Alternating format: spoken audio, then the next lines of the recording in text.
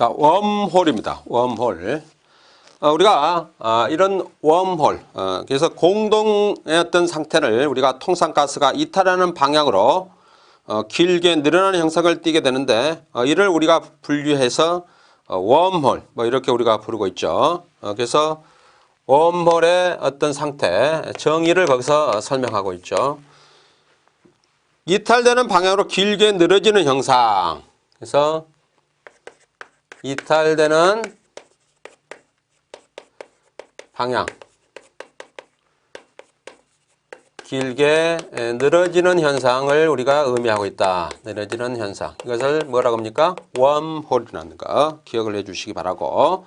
때때로 헤링본이라 불리는 공동이 나타나는데, 이는 가스 작용과 수축 작용으로 복합적으로 발생된 경우로서 용접 속도가 지나치게 빠른 것이 원인이 될 수 있다. 그래서 이와 같은 것은 결국은 어떻게 되죠?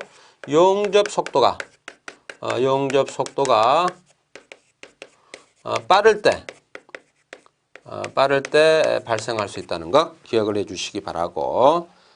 또한 공동은 파이프로 불려지기도 하며 학자에 따라서는 이를 주물 또는 용접부 부분에서 발생된 순수한 수축작용에 의한 것으로 정의하기도 한다. 그래서 여러 가지 이제 학자에 따라서 약간씩 견해는 다르다는 것을 여기서는 의미하고 있죠. 그래서 웜홀에 대해서 알아두시기 바라고, 정의에 대해서 알아두시기 바라고. 그 다음에 이제 웜홀에 대한 어떻게 해서 발생하는가, 발생 원인에 대해서 살펴보죠. 발생 원인. 그래서 용접의 현장 작업과 관련하여 용가제의 건조 불량, 탈산제가 부적절할 때 부적절한 필라 와이어의 사용, 그 다음에 고산과 액상 금속 사이의 가스의 용해성의 차이 등이 기공 상승의 주원이 된다. 그래서 여기서 이제 원인이 어떤 것이 있는가, 원인, 발생 원인입니다. 자, 거기에 처음에 뭐라고 되어 있습니까?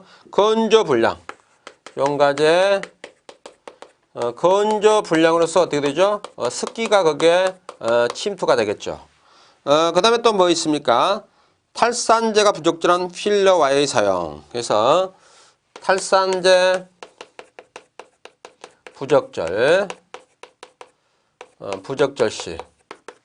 그 다음에 고산과 액상 용접 사이에서의 가스의 용해성 차, 가스의 어떤 녹는 성질의 어떤 차에 의해서 원인이 될 수 있다는 거 기억을 해 주시기 바라고. 그 다음에 알루미늄 용접에서 기공의 생성은 액상과 고상에서의 용해차가 주 원인이 될 수 있다. 그래서 불충분한 개성 가공 또는 필러와의 수화산 산화막으로부터 생성된 수소가 액상 용접 금속에서의 용해는 아주 좋으나 고상 용접 금속에서는 상대적으로 용해도가 떨어지기 때문에 알루미늄 용접부의 고화 시 기공을 형성하게 될 수가 있다. 그래서 여기서는 이제 알루미늄에 대한 알루미늄의 어떤 웜홀의 어떤 발생 원인에 대해서 거기서 설명하고 있습니다. 그래서 그것도 참고해 주시기 바랍니다. 그렇게 해서 이제 우리가 여러 가지 그런 웜홀이 발생하지 않도록, 이것도 이제 결함의 일종이죠. 용접 결함의 일종이라고 볼 수가 있는데, 그것도 여러분들이 잘 알아두시기 바라고. 그 다음에 거기에 또 보면은 보강판을 밀착한 맞대기 용접부나 이중 필된 용접부에서 같이 밀폐된 가스가 기공 형성의 어떤 역할을 또한 할 수 있다는 거. 그래서 밀폐된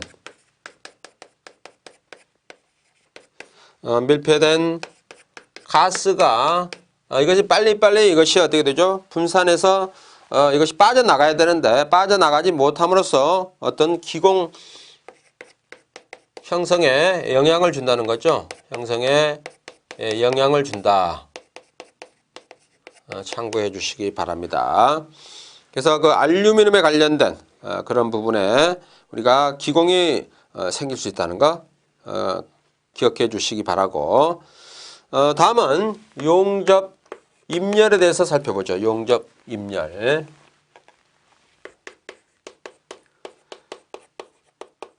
자, 용접 입열입니다. 그래서 히트 인풋으로 이렇게 우리가 얘기할 수가 있겠죠.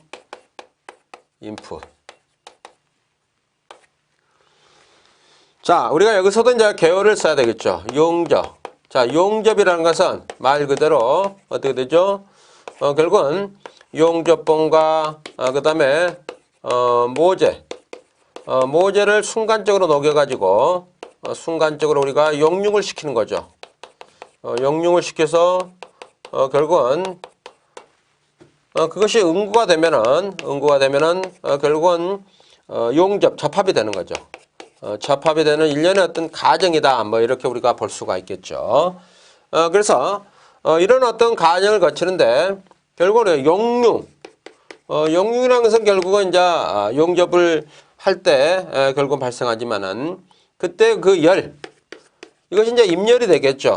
그래서 입열의 어떤 상태에 따라서, 입열의 상태에 따라서 이것은 용접석이 어떤 영향을 주는가, 이것이 타임되고, 또한 균열의 어떤 발생할 수 있는 그런 어떤 상태로 야기시킬 수 있는가, 뭐 이런 여러 가지 어떤 특성들이 여기서 나타날 수가 있겠죠. 이제 그런 것을 충분히 우리가 검토해서 결국은 용열의 어떤 입열의 어떤 조건을 이렇게 선정하는 것이 좋겠다. 뭐 이렇게 볼 수가 있겠죠. 자, 거기 한번 내용을 한번 살펴보죠. 용접, 입열은 용접부의 외부에서 주어진 열량을 의미한다. 그렇죠? 열량을 의미하고 있다. 그래서 제가 말씀을 드렸던 줄의 어떤 법칙에 의해서 우리가 여러 가지 열이라는 것은 거기서 구할 수 있다. 뭐 이렇게 얘기를 했죠. 그래서 결국은 열이라는 것은 전류의 제곱에 비례하고 저항에 비례하고 또한 얼마만큼 시간이 걸리는가에 따라서 열이 많이 발생한다. 그렇게 얘기를 했죠. 또한 저항이라는 것은 어떻게 됩니까? 노의 A분의 어떤 L의 관계가 있다. 그래서 저항이라는 것은 어떤 재료의 저항상수, 재료의 어떤 저항상수가 되겠고,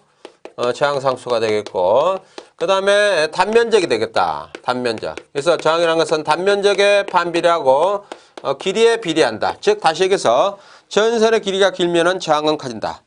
또한 전선의 굵기가 크면 클수록 저항은 작아진다. 뭐 그것은 우리가 당연하겠죠. 우리가 어떤 교통, 도로에서 어떻게 됩니까? 도로가 넓어지면은 교통 체증이 없죠. 그런데 도로가 넓어졌다가 갑자기 좁아지면 어떻게 되죠? 트래핑 현상이 발생하죠. 그것은 바로 뭡니까? 차는 가려고 하는 차들은 많은데 길은 좁다. 그러면 거기서 어떻게 되죠? 트러블 슈팅이 발생한다. 우리가 전기도 마찬가지입니다. 그래서 전기를 우리가 많이 사용하면은, 전기를 많이 사용하면 어떻게 되죠? 전류가 많이 흐를 수 있는 그런 전선의 굵기가 있어야 되겠죠. 그런데 전선의 굵기는 짧게 해놓고 전기를 많이 쓰면 어떻게 되죠? 열이 많이 발생하죠.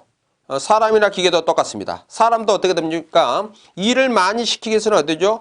많은 것을 먹게 하고 또한 그런 시간을 많이 주고 충분한 휴식을 주고 이렇게 해야지 어떤 작업자가 열심히 일을 할 수가 있는데 그런 시간적 여유도 주지 않고 휴식 시간도 주지 않고 또한 먹는 것도 제대로 주지 않고 그렇게 하면 누가 열심히 일할 수가 있겠습니까? 우리가 어떤 모터도 마찬가지죠.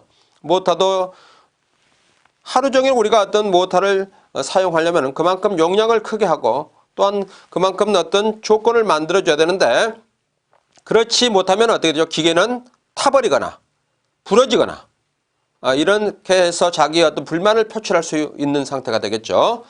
그래서 그런 부분을 이제 여기서 언급해 주시기 바라고 그 다음에 이제 우리가 거기에 관련된 우리가 여러 가지 용접 입열에 대해서 본론에선 설명을 하면 되겠죠. 그래서 피복 아크 용접석, 아크가 용접의 단위 길이 1cm당 발생하는 전기 에너지 H는 아크 전압 우리가 E와 아크 전류 I, 용접 속도 V라고 할 때 다음과 같이 주어진다 해서 거기에 나와 있습니다. 그래서 거기에 보면은 에너지 H는 어떻게 됩니까? 에너지 H는 결국은 V분의 60 EI로 이렇게 우리가 표시를 할 수가 있다. 뭐 이렇게 보고 있죠. 그래서 거기에 보면은 이제 결국은 어떻게 됩니까? 거기에 보면은 전압이 결국은 어떻게 E가 되겠고 E가 되겠죠. 그다음에 전류는 I가 되겠죠. 그다음에 이제 밑에는 속도가 되겠죠. V는 속도가 되겠죠. 그래서 전류 용접 속도가 되겠죠. 이렇게 해서 우리가 이제 여러 가지 나타낼 수 있다. 이렇게 볼 거가 되겠죠. 그래서 이것은 전압이 되겠고, 이것은 전류가 되겠고, 그 다음에 V는 우리가 속도가 되겠죠. 용접 속도. 그래서 용접 속도를 우리가 이렇게 나타낼 수가 있는 거죠. 그래서 결국은 여기서 전기적 에너지 H는 이와 같은 어떤 상태, 속도에 반비례하고 그 다음에 전압과 전류에 비례한다. 뭐 이렇게 우리가 해석을 할 수가 있습니다. 그래서 여러분들이 참고해 주시기 바라고, 실제 우리가 용접 임료는 전기적 에너지와 H가 되겠죠. 그 다음에 화학적 에너지 합으로 P복제의 분해 시 발생한다. 그래서 결국 이 용접 임료는 두 가지 어떤 상태에서 우리가 발생할 수 있다. 하나는 뭐죠? 전기적 에너지에서,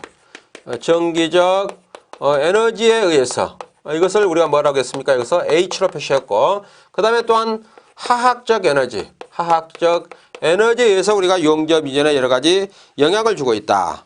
그래서 화학적 에너지는 어떻게 되죠? 이거는 용접봉과 모재에 있는 여러 가지 원소들의 어떤 그런 역융 어떤 상태, 역융의 상태에 따라서 화학적 반응이 발생하겠죠. 화학적 반응이 발생하는 그런 것에 의해서 우리가 용접의 어떤 임열이 차이 난다는 거 기억해 주시기 바라고, 실제 모재 주는 열 에너지는 다음 시기에서 전기 에너지보다 작다. 그래서 열 효율은 임열의 몇 %가 모재에 흡수되는지를 비율을 의미하며, 우리가 순용접은 다음과 같이 해서 우리가 나타낼 수 있다. 그래서 거기에 Q는 V분의 에타 I로 해서 이렇게 나타내는데, 거기서 에타는 용접 전류, 아크 길이 모재 판두께 이음 모양, 그 다음에 애열 온도 유용기부 지름, P복제 종류와 두께 모양의 유용기부 열전도 등에 의해서 에타는 우리가 나타낼 수 있다는 것도 기억해 주시기 바라고, 그 다음에 이제 거기에 여러 가지 그 Q의 값이 다르게 나타날 수 있다. 뭐 이것을 나타냈죠. 그래서 가스 실드 아크 용접은 70에서 80%, 그 다음에 서머지드 아크 용접은 90에서 100%. 이것은 이렇게 어떤 잠호 용접이 되겠죠. 그래서 그 어떤 밀폐된 상태에서 우리가 용접하기 때문에 그만큼 효율은 높아가고 있다. 뭐 이렇게 볼 수가 있겠죠. 그것도 참고해 주시기 바라고, 그래서 직접 소요되는 열량은 순임열의 4분의 1에서 2분의 1 정도다. 그렇게 해서 우리가 나타낼 수 있다는 거. 그래서 우리가 용접의 어떤 임열이 여러 가지 우리가 전기적 에너지와 화학적 에너지에서 차이가 있다는 것도 기억해 주시고, 또한 임열의 그 상태가 어떤 상태에 따라서 그것은 용접의 어떤 모재의 어떤 그 상태, 성분과 또한 용접봉을 어떤 것을 사용하는가, 이것에 따라서 달라질 수가 있다는 것도 기억해 주시기 바랍니다.